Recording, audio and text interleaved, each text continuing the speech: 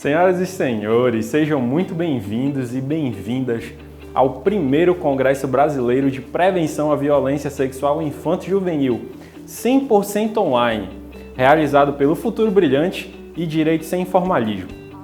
Eu sou o Diego Martins, mestre em Segurança Pública pelo Programa de Pós-Graduação em Segurança Pública da UFPA e assessor de juiz da 4ª Vara da Infância e Juventude de Belém. Eu também sou o autor do Passo a Passo para Atendimento de Crimes Sexuais Cometidos contra Crianças e Adolescentes. Ele é distribuído gratuitamente na internet e pode ser baixado no site que está aparecendo aqui na tela. Eu também, graças a todo esse trabalho e o apoio dos voluntários do Futuro Brilhante, eu fui agraciado com a Comenda Paulo Frota de Direitos Humanos na Assembleia Legislativa do Estado do Pará e fui também premiado com o 3º lugar no Prêmio Patrícia Cioli de Direitos Humanos lá no Rio de Janeiro. Eu também já participei de diversos congressos nacionais e internacionais e aqui vale destacar uma apresentação de artigo científico que eu fiz no Congresso Internacional de Direitos Humanos de Coimbra, lá em Portugal. Atualmente, eu estou como coordenador geral do projeto Futuro Brilhante, que tem como objetivo disseminar informações para a prevenção da violência sexual infanto-juvenil e estimular a educação infantil de crianças em situação de vulnerabilidade social e econômica. Para você ter uma ideia do nosso trabalho, somente em 2019 nós atendemos a 810 crianças com o fornecimento de material escolar. Realizamos 48 ações para a distribuição de 15 mil unidades do Passo a Passo para atendimento de crimes sexuais cometidos contra crianças e adolescentes e realizamos 22 palestras sobre esse tema. Hoje eu serei o seu anfitrião aqui do Congresso e nós temos um objetivo bem simples, que é de discutir estratégias para a prevenção de crimes sexuais cometidos contra crianças e adolescentes.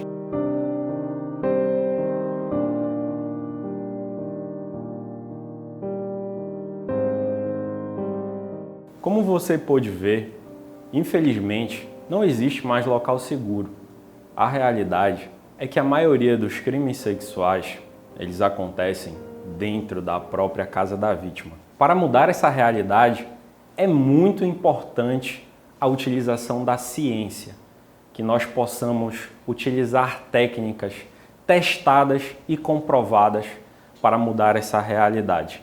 Pensando nisso, eu desenvolvi uma metodologia que eu batizei de TCC em 90 dias. Nela, eu mostro todo o percurso do aluno de graduação que tem interesse em fazer seu TCC sobre crimes sexuais e esclareço dúvidas muito recorrentes, como escolha do tema, como evitar plágio, como utilizar o fichamento para escrever o texto do seu trabalho, entre outras coisas. Ao final da palestra, além de visitar o nosso site para fazer o download dos nossos materiais gratuitos e ver as fotos das ações que já realizamos, você terá uma oportunidade única de se tornar um padrinho ou uma madrinha e contribuir mensalmente para as nossas ações. Eu desejo a todos e a todas um excelente congresso. Olá, eu sou a delegada Adriana Barros Norá. Atualmente estou na direção da Divisão Especializada no Atendimento à Criança e Adolescente de Belém, a DATA de Belém, e venho falar aqui com vocês um pouco sobre o trabalho desenvolvido pela Polícia Civil do Estado do Pará em relação aos crimes sexuais cometidos contra crianças e adolescentes. Bom, a polícia no Estado do Pará, ela não dotou de competência exclusiva as delegacias especializadas. Então, em regra, toda e qualquer delegacia de polícia pode e tem o dever de apurar qualquer tipo de violência sexual cometida contra criança e adolescente. Sendo que foram criadas algumas delegacias especializadas em todo o estado do Pará.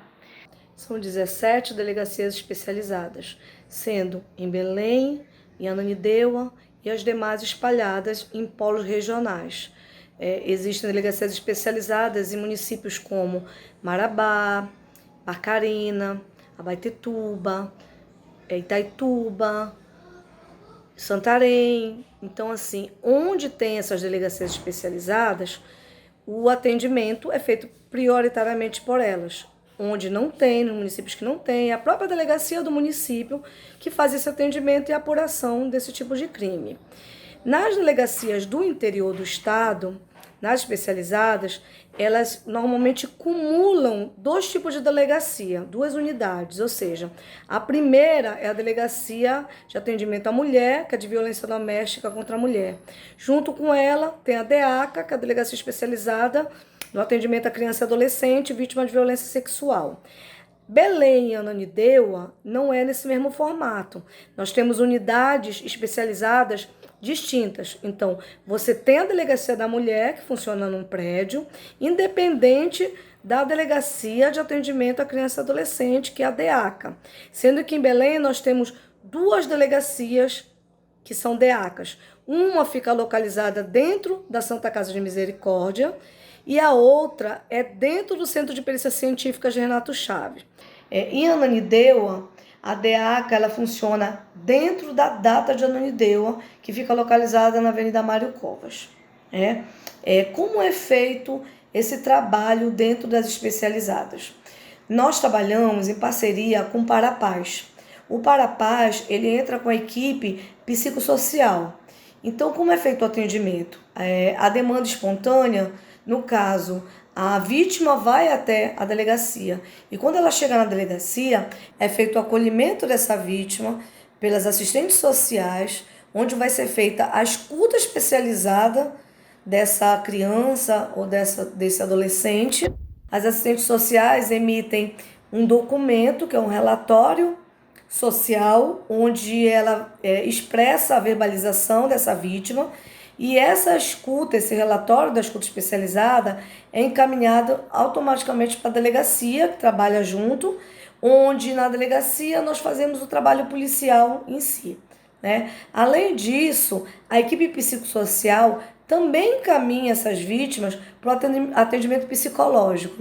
O atendimento psicológico ele consiste em várias sessões, até um número suficiente em que a psicóloga consiga concluir pelo que realmente aconteceu com aquela vítima e que ela finalize com um relatório psicológico conclusivo que será encaminhado para a delegacia também para compor o inquérito policial. Quando a vítima é encaminhada para a delegacia de polícia porque verbalizou uma violência sexual, o que nós fazemos de imediato é a ocorrência policial.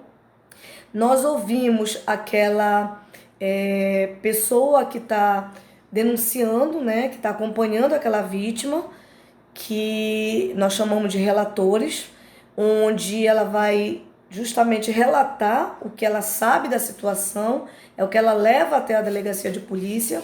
Também fazemos as requisições de perícias, entre elas a principal, esse exame sexológico, ele é feito também. O exame ele é feito dentro da equipe do Parapaz, dentro do prédio do Parapaz integrado com a Polícia Civil. Nós contamos com peritas médicas altamente qualificadas, muito preparadas, com uma vasta experiência em reconhecer uma violência sexual, e elas emitem o laudo sexológico, que é encaminhado também para a delegacia. Nós policiais usamos, é uma prova material da maior importância no inquérito policial. Além do sexológico, às vezes nós solicitamos também algo mais específico, como exame de DNA, ou encaminhamos material apreendido, por exemplo, a vestimenta que a vítima utilizava no momento que ela sofreu a violência, algumas situações como crimes que são cometidos pela internet, por meio virtual, e que deixam vestígios também materiais, nesse ambiente virtual. Então, nós fazemos algumas requisições de perícia também nesse sentido. Para o que nós tivermos de material, nós também encaminhamos. Algumas situações em que vem gravações ou print de mensagens enviadas pelo WhatsApp, pelo Facebook. Tudo isso é encaminhado também para ser feita uma perícia, né? Essa perícia que vai validar aquela prova material que vai ser utilizada no nosso inquérito policial, tá?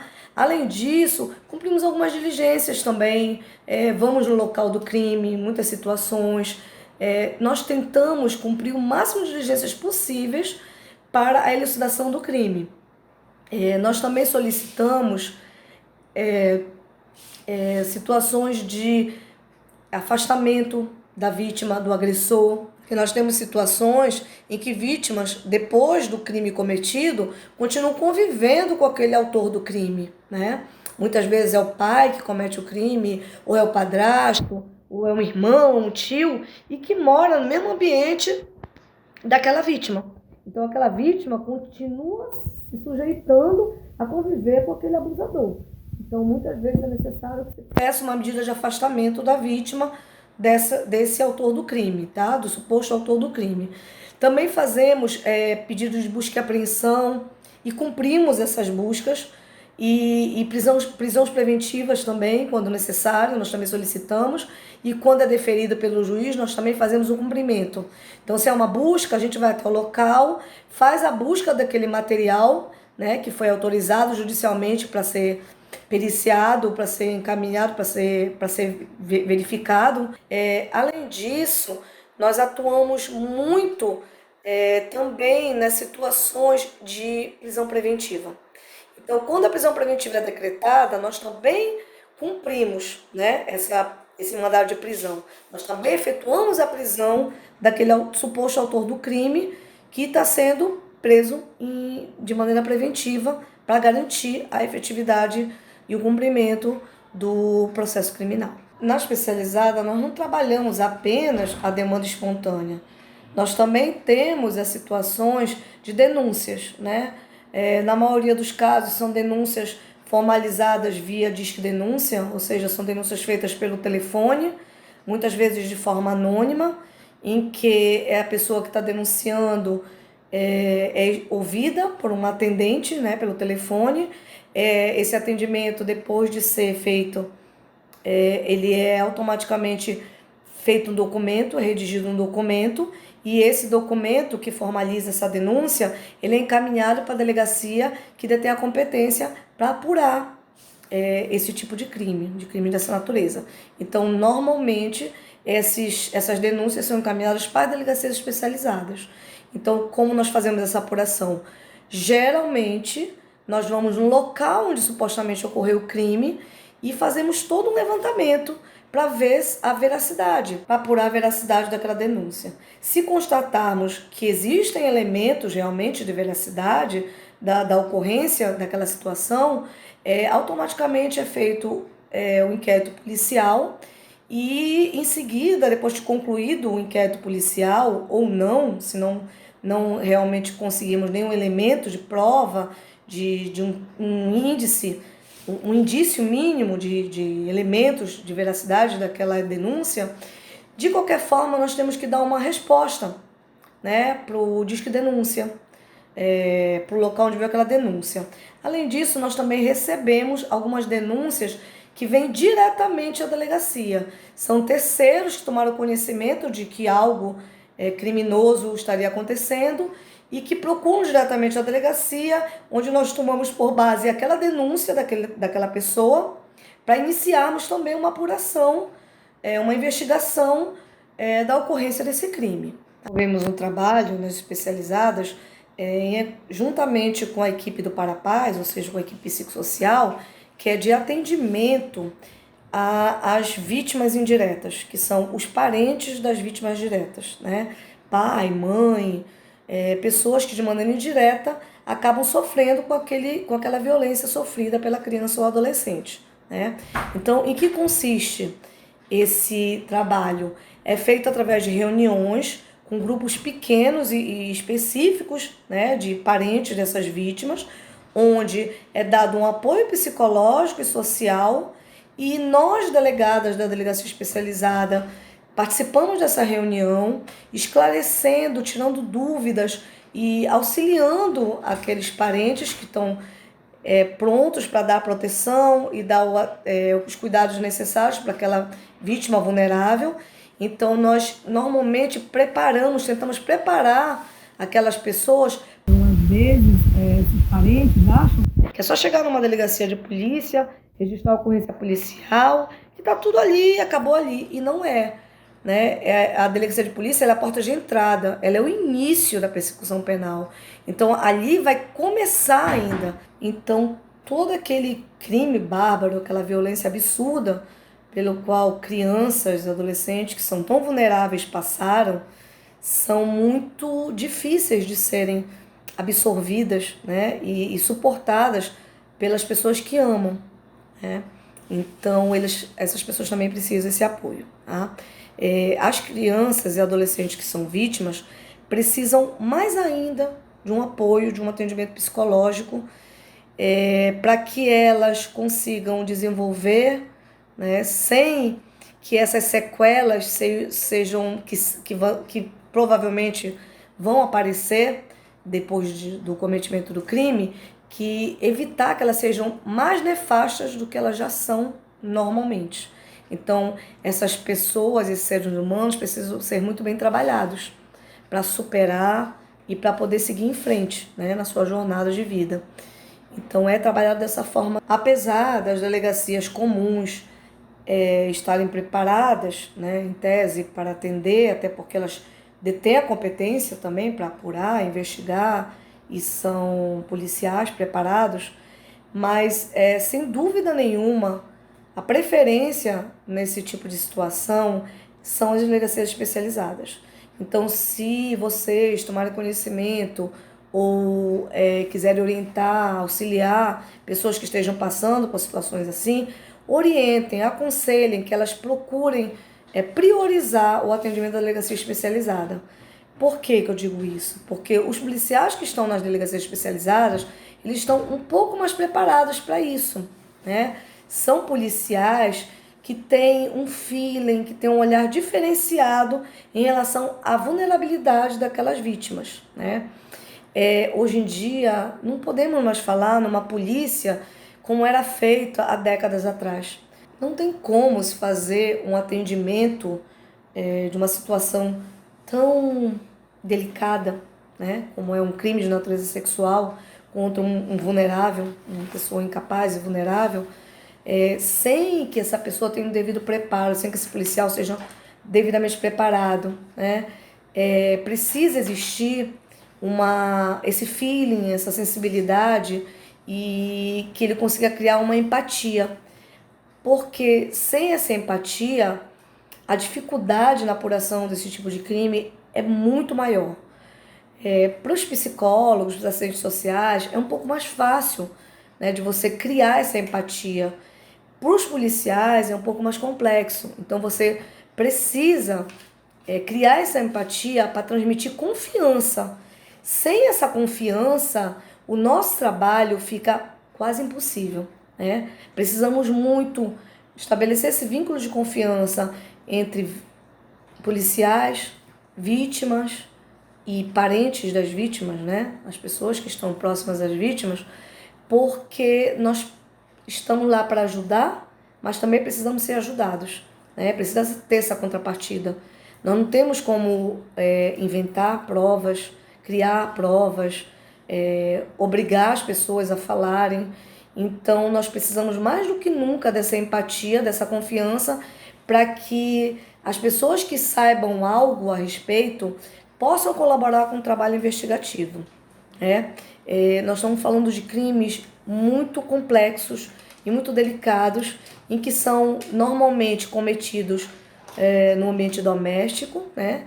No ambiente em que a vítima deveria se sentir segura e protegida, e é exatamente o contrário que acontece, porque os autores dos crimes são muitas vezes parentes, como pai, mãe, tio, avô, avó, primos, em que se tem uma confiança, né, de deixar a criança, e essas pessoas deveriam estar protegendo e cuidando esse vulnerável, e, ao contrário, ao invés de protegê-las, na verdade, acabam praticando um crime contra elas, né?